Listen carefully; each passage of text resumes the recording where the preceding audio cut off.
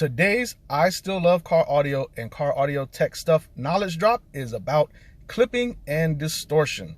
Clipping and distortion are very similar. It is a disruption to the signal path, the wave, the sound wave.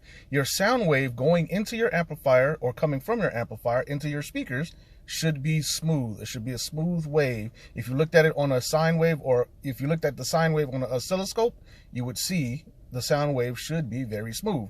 When it's clipping or distorted, it's going to be really square, really jagged.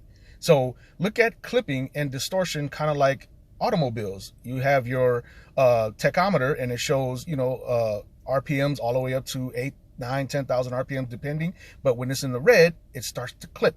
It's pegging the rev limiter.